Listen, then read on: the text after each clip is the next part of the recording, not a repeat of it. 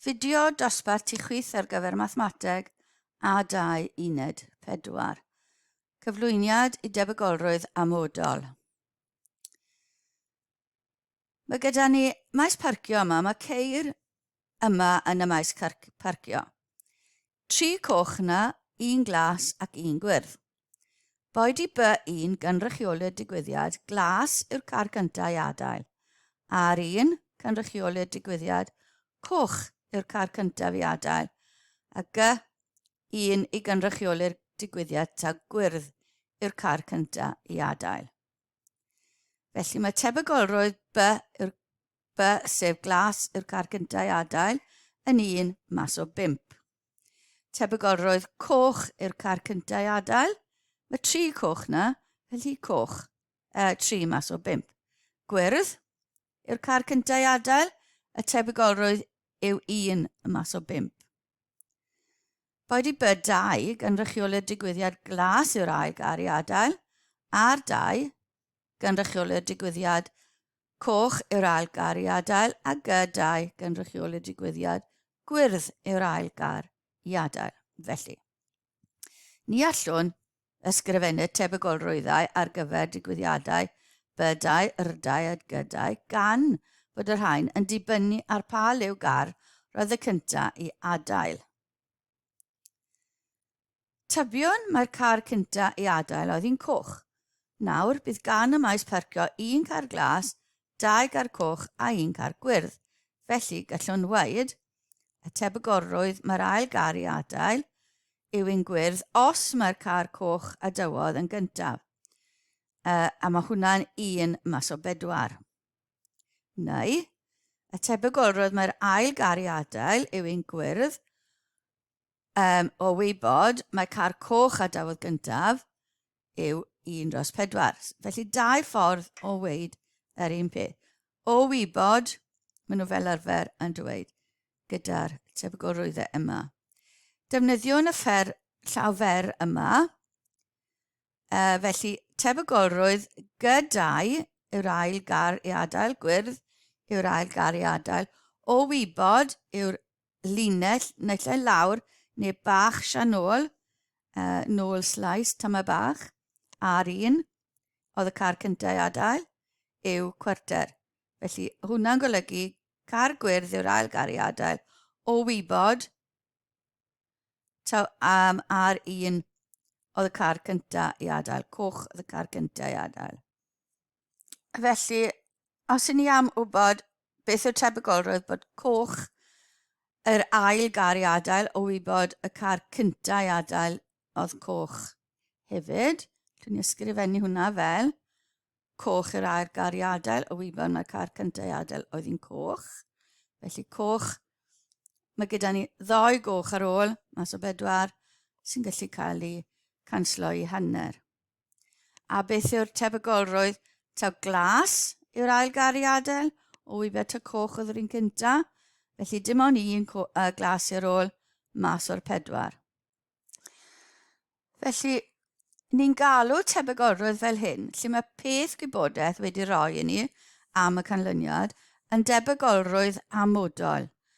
Mae'r cymalau fel o wybod bod ac os yw yn arwydd nodweddiadol bod angen defnyddio tebygolrwydd amodol. Triwch chi yr ymarfer bach hyn, daliwch y fideo ac mae'r atebion yn dilyn. Ddarllenaf y mas.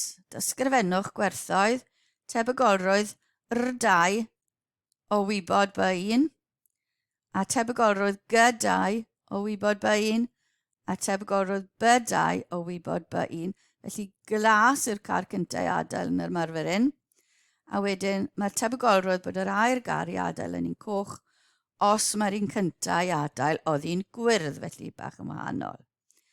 Tebion yn dilyn nawr.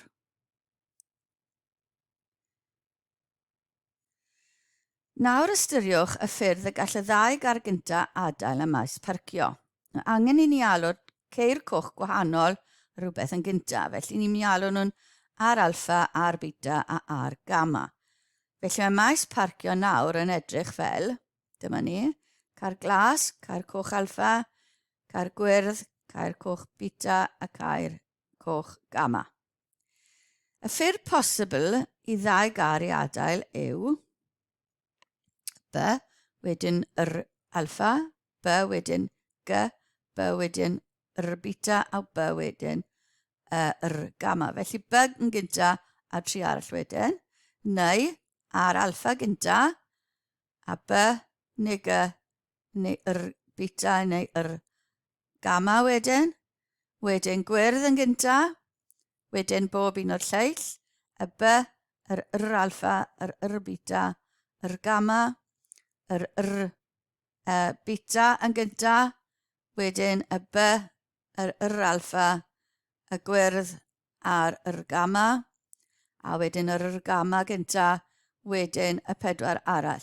Felly mae gyda ni'r holl ffyrdd yma o ddau a gar i adael y maes parcio. Felly mae P, tebygolrwydd R1A G2, nid o wybod nawr, y car coch yn gadael yn gyntaf wedyn car gwyrdd, mynd i fod yn 3 o'r rhain. Felly mae car coch yn gadael gyntaf yn gallu fod yn naillai alpha, beta neu gamma, wedyn gwyrdd, a ni'n cael 3 sefyllfa le mae hwnna yn digwydd. Felly ymarfer fach i chi drial, a mae'r tabl dyn ni fan hyn, y holl gwerthoedd posibl yw hwn. Mae 20 o'n nhw yna, felly sgyrfennwch gwerthoedd R1 a B2, R1 gynta, B2 wedyn, R1 a R2 a B1 a G2, tebygolrwydd ar yna. Wedyn, yn dy, tebygolrwydd bod y car cyntaf adael ddim yn un coch, a'r ail gar i adael yw un coch. Felly, triwch rheina, daliwch y fideo ar atebion yn dilyn nawr.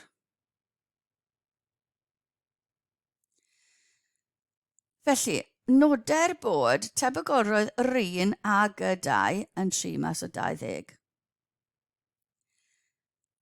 A mae hwnna'n dod o'r ffaith bod e'n 3 mas o 5 a 1 cwarter.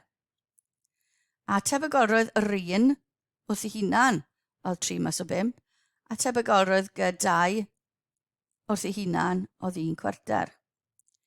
Felly mae gyda ni nawr tebygolrwydd R1 lluosi tebygolrwydd G2 o wybod bod R1 wedi mynd. Felly mae hyn yn sefyllfa arbennig o reol lluosi ar gyfer tebygolrwydd. Tebygolrwydd A B yw tebygolrwydd A lluosi gyda tebygolrwydd B o wybod bod A wedi digwydd. Efallai defnyddiwch y reol yma yn tygau ar gyfer cwestiynau tebygolrwydd a oedd yn defnyddio diagram coeden. Allwch chi fod i defnyddio diagram coeden yma. Y mathemateg 1a2, gwelwyd os yw A B yn ddigwyddiadau annibynnol, bydd A, tebygolrwydd A B, yn hafal i tebygolrwydd A lluosi tebygolrwydd B. Mae hwnna'n golygu, allwn ni weithio nôl, bod tebygolrwydd A lluosi B yn hafal i tebygolrwydd A B, a mae hwnna yn hafal i tebygolrwydd A lluosi tebygolrwydd B bod A wedi digwydd. Felly mae gyda ni sefyllfa yma nawr yn golygu bod tebygolrwydd B yn hafal i y tebygolrwydd B o wybod bod A wedi digwydd. Felly mae gennym ddiffiniad arall ar gyfer digwyddiadau annibynnol. Mae digwyddiadau A B yn annibynnol os yw tebygolrwydd B yn hafal i'r tebygolrwydd bod B o wybod bod A wedi digwydd. Ymarfer i chi nawr. Gwaith i chi wneud. Llwch chi wneud y diagram coeden neu pwy ffordd chi angen. Mae bag yn cynnwys 20 marblen. O'r un maint. Mae 8 wedi lliwio'n goch, mae 7 wedi lliwio'n felyn, a 5 wedi lliwio'n oren. Mae marblen yn cael ei dynnu o'r bag a ddim yn cael ei ddychwelyd. Yna cymerir ail farblen allan o'r bag. Felly A ysgrifennwch y tebygolrwydd bod yr ail ferblen yn felyn os yw'r un cynta yn oren. Mae'n ail ferblen yn felyn os yw'r un cynta hefyd yn felyn, a'r ail ferblen yn goch os nad yw'r ferblen cynta yn goch. A B. Defnyddiwch y reol lluosi mwyn cyfrifo tebygolrwydd bod y ferblen cynta yn goch a'r ail un yn oren. Felly A yw'r ein ar sy'n eisiau lluosi. Y ferblen cyntaf yn oren ac nid yw'r ail un yn oren. Y ddau ferblen yn un felyn a y ddau ferblen yr un lliw. Felly mae gwaith i chi wneud fyna, dyliwch y fideo a mae'r atebion yn dilyn yma. A dyna ddiwedd y cyflwyniad yna.